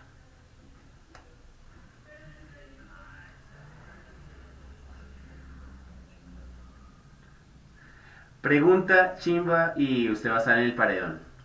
¿Sergio Fajardo tiene la fuerza para pedirle a los docentes que vuelvan a confiar en él luego de que les dio la espalda cuando no quedó para segunda vuelta presidencial? Sí. ¿Sí la tiene? Yo pienso que sí. Aunque muchos quedamos desilusionados, pero se hablaba de que el doctor Fajardo era tibio. Cuando eligieron al presidente que tenemos hoy día, dijeron, hombre, hubiera sido mejor votar por el tibio. Y en ese sentir, y en ese sentimiento, aún vive el doctor Fajardo y aún tiene esperanzas. Pero, bueno, ¿usted cree que los docentes confían en él otra vez? No. O sea, ¿van a creer? Porque recordemos que una de las fuerzas que lo llevó pues casi a estar al ras con Gustavo Petro para entrar a la segunda vuelta fueron los docentes. Él se vendió como el docente, como el que iba a proteger los docentes, pero cuando perdió, dio la vuelta, dio literal a Luis Miguel, dio la vuelta y se fue. Es buena persona y si yo tuviera que votar por él, yo votaría por él. Me simpatiza como dirigente. Pero los docentes en este momento, me atrevo así escuetamente a decir, vamos con Robledo. Van con Robledo. O sea, le van a hacer fuerza a Robledo para que Robledo se mande. Pensaría que sí. Bueno, muy bien, respetable. Muy bien, 9 de la mañana, 56 minutos y llegamos al final de nuestro noticiero. Realmente fue el primero. Quiero decirle a todas estas personas que se conectaron con nosotros, casi 20, 27 personas empezando, que se conectaron con nosotros, que muchas gracias por haberse quedado aquí escuchándonos, a los invitados que tuvimos, que gracias por prestar su voz y seguiremos porque recuerden que esto va de lunes a viernes de 8 de la mañana a 10 de la mañana, donde tendremos invitados importantes como el profesor Eliseo Carreño, el doctor Navarro Wolf y demás personajes de la política colombiana y que tengan un argumento y un punto de vista que nos permita construir criterio aquí en los micrófonos de Intencional. Muchísimas gracias, profe Eliseo, por estar aquí, darnos su punto de vista, darnos su voz, participar también en la entrevista con Navarro Wolf y ojalá podamos por lo menos tenerlo otra vez en una futura ocasión. Pues la verdad, muchísimas gracias y me siento muy halagado y muy contento de estar acá y que no sea la última vez. Que no sea la última vez. Muy bien, 9 de la mañana 57 minutos y esto fue todo por el día de hoy. Conéctese a través de nuestras redes sociales que saldrán en nuestra descripción y asimismo, por favor, estén pendientes porque mañana seguimos con más noticias. Hasta luego.